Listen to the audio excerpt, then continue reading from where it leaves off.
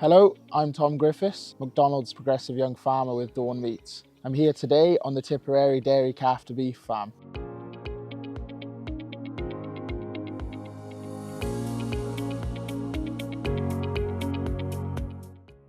We have three speakers to talk to today. Paul Nolan, Group Development Manager, Dawn Meats, Nicky Byrne, Livestock Research Officer from Teagasc, and we have John Maguire, Dawn Meats Activate Farmer. The three speakers are here to break down CBV and Grassland Management into relatable, easy to follow steps in a small webinar.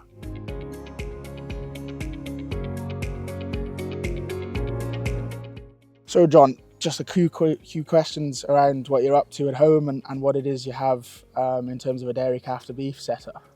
Yeah, so John Maguire is my name. I'm a dry stock farmer located in South Kilkenny. So the system I have at home is a combination of dairy calf to beef and dairy weaning to beef.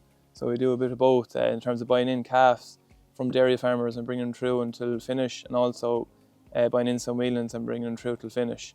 There can be a small variation in the breeds, but I suppose predominantly it is nearly all Angus with some Herefords.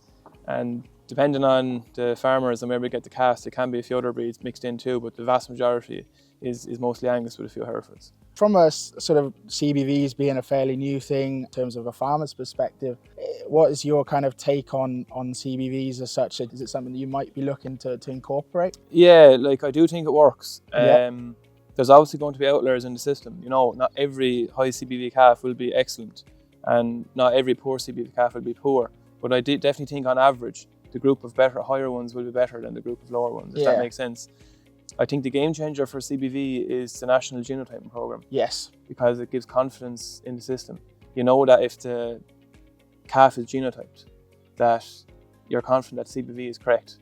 So that, I suppose, has put more accuracy in the system. Just on CBVs, generally, what kind of factors are going into calculating the CBV and how do you go about sort of coming up with that end figure on a calf? Okay, so I suppose the CBV, what it is the commercial beef value. It provides us with an estimate of that animal's own physical performance. So it takes into account both the sire, the bull, and the dam's genetic potential for beef production traits. And when we look at the beef production traits, I suppose, of economic importance, we're talking about carcass weight. Right.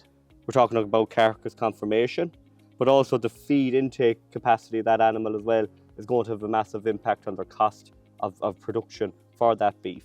And it also incorporates, because we know how important now it is for animals to meet overall carcass specification, to maximise the price per kilo. So it takes into account an animal's ability to meet overall specification for weight, conformation, and as another big important aspect that's built into it, not only from an economic point of view, but a carbon point of view, is slaughter age.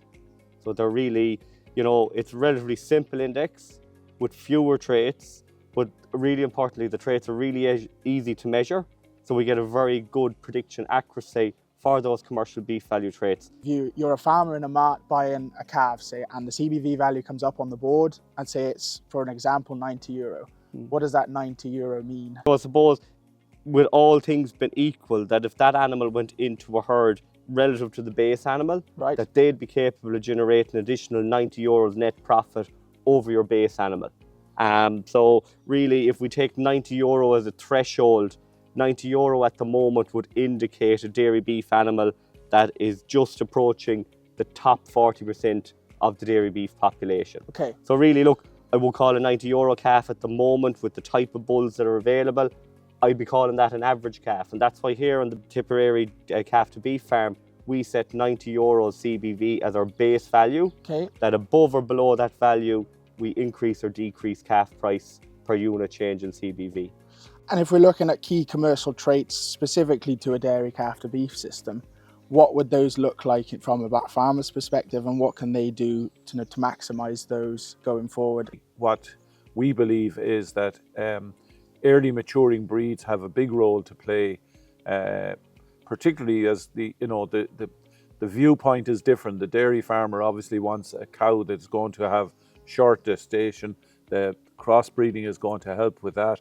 It's also about easy calving, and it is now also, because of the sheer volume of calves that are coming through the system, it's also necessary that they are producing something that is marketable.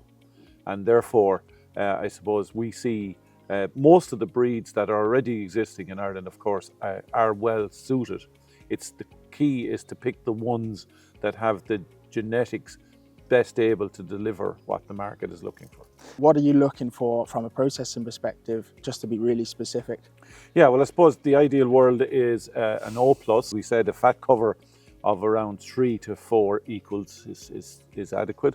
And so today, that is effectively, comes back to a heifer carcass of somewhere between 280 and 320 kilos and a steer carcass of somewhere between 300 and 350 kilos. Just want to ask you, why are we going down a smaller carcass? Why is it that you want a smaller carcass? Is it retailers that are asking for that? And just a little bit about the background. Today, we are very much reliant upon the European consumer. And whether you're in Ireland or whether you're in Britain or whether you're in Spain or France, by and large, the consumption habits are much the same. And people, when they go to a supermarket, are now buying at what we call unit price. So, the example I often give is the supermarket doesn't want product that's sitting pretty for 2 weeks on the shelf. In order to make a turnover, they obviously have to have what the consumer is looking for. The retailer will pay a premium for what the consumer will in turn pay a premium for. So it all comes back to us as consumers. And what we all seem to want these days, in simple enough terms, is 2 good steaks, for example, nicely presented at a unit price of somewhere between 10 and 12, maybe 13 euros. What we tend to see happening is that if they're 2 equally good eating quality steaks, but they happen to be overlapping on the tray, for example, and they're 15 or 16 euros or 18 euros, the first thing the consumer is saying to themselves is, hold on, what other form of protein can I get? Is it better value than these steaks? And straight away then you see the slowdown in turnover, which is not what any of us want. John, just a little bit around early maturing breeds and traditionally maybe what you've been talking around. We've had a mention from Paul around processors looking for early maturing, lower weight carcass. Just on your take and specifically, why Angus? I prefer the Angus for a few reasons. Number one, I suppose they finish earlier, so they're not around that much. Number two, I suppose it costs money to keep an animal for the winter. Right, yeah. So if I have a continental type animal, they have to be kept throughout nearly the whole winter, whereas the Angus only needs to be kept for 2 months. I suppose the bigger thing I found was with the smaller type early maturing breed like the Angus and Hereford, I could get them out earlier in the spring. Also, what I found was when I was doing the figures in terms of financials and profitability, I could actually keep more of the Angus per hectare than the bigger continental, and they were doing quite respectful weight gain once you had the grass right going into them.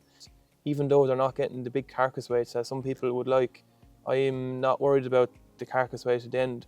I'm worried about the bit that's in the middle, which is what I have. Exactly. So essentially towards the end then you're actually getting maybe a check that's slightly less than it would have been if you had a bigger animal with a bigger carcass, but you're keeping more of that when you're inputting and producing the carcass as such. Yeah, so I would have initially at the early stages, I would have had animals, continental animals, 400 kilos carcass weight, 420 kilos carcass weight, big, strong, powerful animals. And I don't know, maybe somebody else can make that work for them, but I couldn't make it work.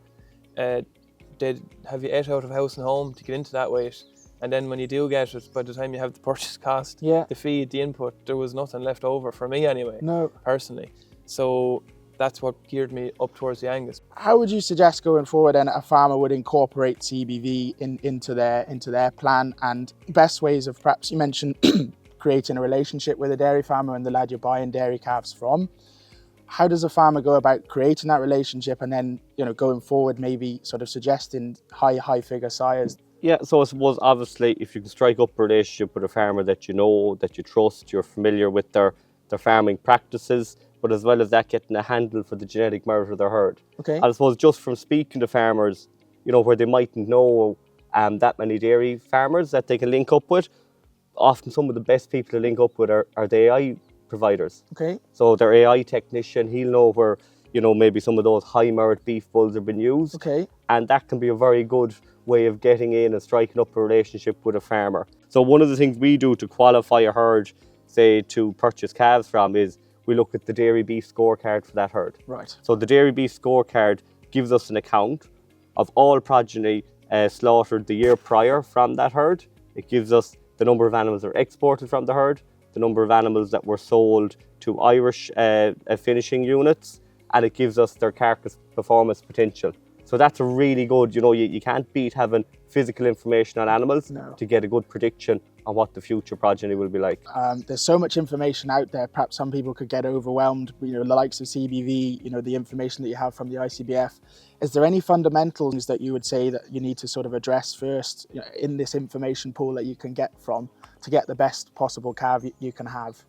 Yeah, so obviously, look, we need to get a herd that's of a very, very high health status. Okay. So the health status, I suppose, the management in terms of the vaccination policy, be it for scours or pneumonia, that's really important.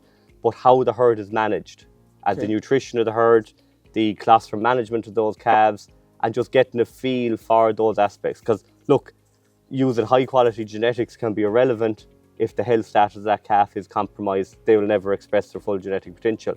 What are the best ways to try and maximise the carcass weight of the animal, the frame of the animal, whilst also not finishing the animal too early? Yeah, so I suppose that challenge, how we manage that, begins when we start breeding the cow. So look, we've dairy cows of a range of mature cow sizes, but really using the same bull across a herd, that kind of approach isn't really sufficient to maintain on-spec carcasses. So based on the dairy cow's carcass weight potential, we need to be targeting, sires of maybe a range of carcass weight potentials. And look, some of the time that requires switching from maybe early maturing breeds, who traditionally may have lower carcass weight figures, and substituting those for late maturing continental breeds that will offer a much higher level of carcass weight over those.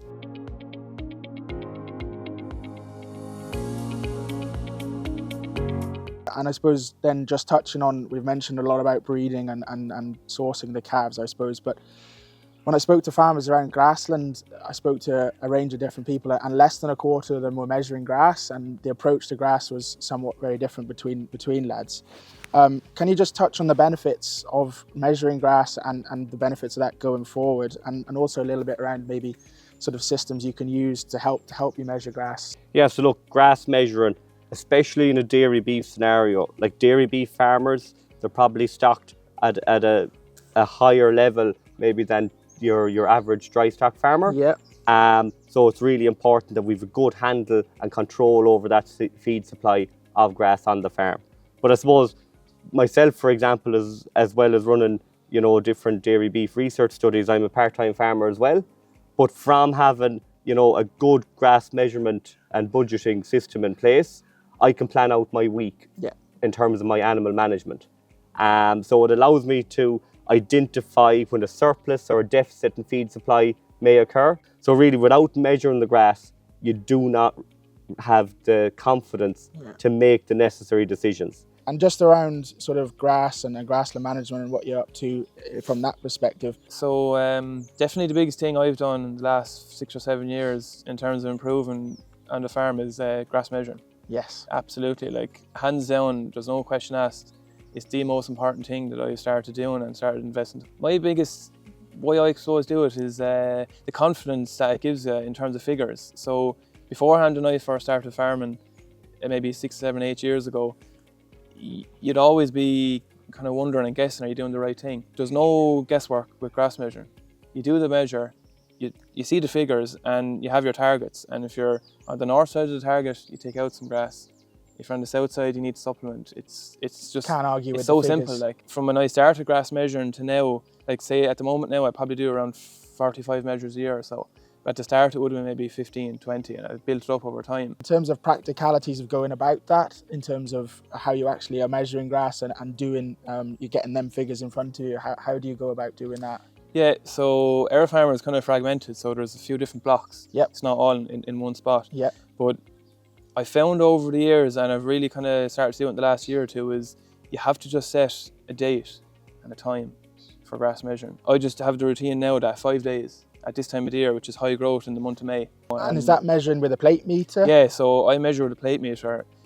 I would have thought early on that the plate meter was only to get my eye in and then I'd wean it off because you'd be kind of used to it. But I stick with it. I think it's fierce accurate, because if you're dropping the plate 20, 30 times across the field, you're getting an average.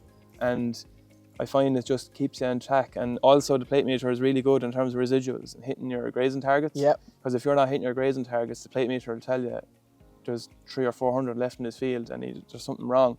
With the grass measuring, without having a profile of paddock performance, we can never identify underperforming paddocks to take out into our reseeding policy. For somebody maybe who's looking to go into get really hot on their grass, a starting point, shall we say, what is the best way to go about it, and how would you start essentially? Paddocks are going to be, we can't really manage it if we don't subdivide up our farm into grazing blocks. We can't really make those decisions. So really what we do target, say for each animal group, so if you have a group of bullocks or a group of heifers, we'd be targeting say 12 individual paddocks to suit each group of cattle on the farm. And really why we say 12, we're aiming to have a pasture residency time of about 2 to 3 days. That the animals should go in there and they shouldn't remain in there any longer than 2 to 3 days of a residency time. And really what we want to do is to have about 12 paddocks per group. So if we're aiming for 2 days, we've 12 paddocks, that gives us a 24-day rotation. But look, during periods of high growth, we can get that rotation linked back to maybe 18 days. So it also allows you a little bit of a buffer there to remove a paddock for surplus. The residency in the paddock, I think, is huge. How long the group is in the paddock, I think is a key thing. And it's so simple, but so what I've done in the last few years is I've increased group size and reduced paddock size. And the difference in terms of grass growth, grass quality and animal weight gain is just phenomenal. What I found is if you go past 2.5 days in the paddock, you significantly reduce your regrowths. And I can really see it in the last 2 years from when I shortened up that residency, the grass growth has just jumped. With the same grass, same fertilizer, same fertility. I think that's huge. And just in terms of the way you go about following your plate meter measuring, are you using a system such as maybe pasture-based to record? And so just a little bit about the benefits and how you practically go about using pasture-based. Yeah, so pasture-based on the phone. I have the app and it's a manual plate meter, it's nothing fancy, it's not a GPS. With the manual one, I just find personally, you're calculating it each field, you're looking around, you're double checking and saying, yeah, that looks right. And you're popping in on pasture-based as you're going for each paddock. I just like to be hands-on and to be doing that. And then pasture-based will then give you your growth by your demand and all those kind of calculations as well, will it? Yeah, so when I finish the walk, the wedge pops up on my phone straight away when I'm in the last paddock. And it tells me my growth, the demand will be set, farm cover, and the most important one is cover per livestock unit. That's the one that you're 90% of the time looking at. Practicalities then of inputting data into pasture-based as a step-by-step simple guide to somebody who's never used it before. Well, I suppose it starts, with our weekly grass walk. I suppose I try and do a grass walk once a week, but after that, I suppose I put my covers for paddocks into the pasture base that produces a wedge for me, a grass wedge. And I'm able to identify surpluses or any upcoming maybe shortages. I suppose also it's a way where I'm able to record all my fertilizer inputs and slurry and all that. There's another thing with the pasture base, it gives you the confidence in terms of person. Most people, probably similar to myself, would be of a conservative tendency and maybe like to see grass around the place. But the pasture base gives, when you have it in front of you and you have your wedge and your growth, your demand, everything is there, it gives you more confidence, I suppose, to take out pattern and try and keep grass right. You can't, the figures don't lie as such, what's in front of you, what's there. What benefits can higher quality silage have on then finishing your cattle and maybe bringing them on a little bit sooner in terms of a financial benefit, but then also from a management perspective as well? Yeah, so I suppose improving silage quality will determine how much concentrate we need to put into the diet. So really we have targeted growth rates, say for our first winter in our animal. So we're talking about 0.6 of a kilo of growth on that weaning animal. And really our silage quality determines, can we meet that minimum growth requirement without any concentrate? Or if our silage is of low digestibility, we're going to require some concentrate. Have you seen a difference perhaps in your forage and your silage quality based off the fact you're measuring grass, you're being sort of really accurate with the way that you're managing your grass? Definitely, even if you want to look at the quantity on the silage side, like 6 years ago our silage was maybe 67, 68 AMD, now it's 78. and that hasn't happened overnight. It's been kind of changing this and that and different things. And then as that influenced, you know, in a finishing period, then you can rely a little bit more on your forage rather than say concentrates, and then maybe that's benefited you in financial areas. Definitely, we see that the better the quality of the silage is, the less meal you need and the less time you need to feed them the meal, because they just finish that bit quicker, you know. Yeah, and that's all because of the fact you've invested to begin with, and then it's taken time, like you said, but then eventually because you're so accurate around grass and measuring grassland. What I found is when you have the grazing right and that on the grass measurement side, the animal is half finished coming into the shed. You know, you don't need this finishing period of 90 days, or at least we don't find it with the early maturing breeds. If you have your grass right the whole way through, we've found, now it's hard to do, but if you can get it right, it saves so much meal in the shed and time. Yeah. You know, there's no animals staying in the shed for months on end. It's literally just weeks and then they're finished. In terms of the swards you have on the ground then as such, is there any kind of multi-species lays or anything like that, or is it any sort of clover you've incorporated, maybe with some red clover, white clover, anything like that you have on the farm there? Yeah, I love clover. Yeah. I'm a clover person. So when we reseed, we go with grass and clover. Mostly white with a little bit of red. Okay. Not too much though.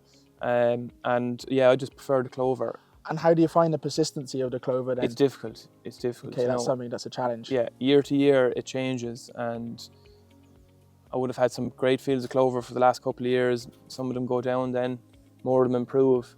But it's definitely difficult. But over time, true seeding is where I try and get the clover in. Yes. I don't really go the oversown route. Okay. I just find that there's a lot of work and expense, and it's 50-50 whether it'll work. Yeah. I just prefer to go the reseeding and try and mind that as best as possible and get it through that way. If we're in a year and a position from mid-May where the clover is looking strong in the paddock, I'll cut it to half rate nitrogen. Okay. It depends. Every year and every field then will have to be assessed year to year. So I'll create a list. About now, the next grass walk I'll do now, I'll score the fields roughly based on low, medium or high clover, and if they have medium to high, I'll cut back by probably half. I still like to go just a little bit. Okay. When I say half, I mean probably instead of 18 units, 20 units, it'll be probably 10 units. I've spoken to many lads, again, as I keep mentioning, around they've using clover and the persistency, particularly of red clover. Just your thoughts on what you should have on the ground to begin with, and then we can go on and talk about clover persistency. Yeah, so I suppose, look, your soil fertility, look, when we have to reseed a paddock, you have to ask yourself, why have we to reseed it? Yes. So you need to do a bit of investigation, you need to look at your soil analysis, you need to look at the pH of that soil, the P&K status of that soil, but also maybe out in the paddock looking at it, is there, you know, improvements to the drainage, is there a compaction problem? You have to understand why haven't the optimum species persisted in this paddock and correct those before going back in and reseeding. But I suppose we're lucky, like we talked about our indexes for selecting suitable cattle for our systems. Yep. We have a pasture profit index to select the highest performing perennial ryegrass varieties for use in that rotation and grazing type system. So it looks at the productivity as well as the quality of those varieties in terms of digestibility and their persistency as well. So that's a really important that, look, whatever varieties we use, they should be high performers on that index. There's something to be said, I suppose, around farmers knowing roughly what they want and setting themselves targets, essentially. Exactly. So, like, if we take how we view or benchmark our farms, like the way we should benchmark our farm enterprise is based on its return on our most limited resource. Okay. So maybe if we take a part-time farmer, time is probably their most limiting resource. Yes. So it's the margin or the output per unit of time spent on the farm. We see some farmers going down the route of getting that really, really exceptionally high CBV calf with a really high carcass weight potential, and that is what they're picking for their system. So they may not have the time to be, you know, to be carrying very high stock numbers on the farm. So they're chasing individual animal performance a little bit. And look, that might suit that system. But look, where we've really, you know, land capable of growing high tonnages of grass and grass utilisation, you know, your return per unit area of land is really, really important in that scenario. I'd like to say thank you to the 4 speakers we've had here today, Paul Nolan, Nicky Byrne and John Maguire. alongside Jack Spillane, the farm manager here at Tipperary. Just to sum up what the 4 speakers have mentioned today, Paul Nolan, speaking around a heifer carcass aiming for around 280 to 320 kilos is the optimum from a processor's perspective, with a steer carcass of 300 to 350 kilos. John Maguire on building long-term relationships with dairy farmers and how that can benefit going forward and contributing to a breeding decision. And Nicky Byrne to talk around CBV calculations, what goes into calculating CBVs. They go off the carcass weight, the conformation, the feed intake capacity and the carcass specification ability. And Jack Spillane, the dairy calf to beef farm manager here at Tipperary, to talk a little bit around the way he manages his grassland, but also then the way he utilises the app Pasture Base to make decisions from. We hope you find this webinar relatable and informative. Thank you very much for watching.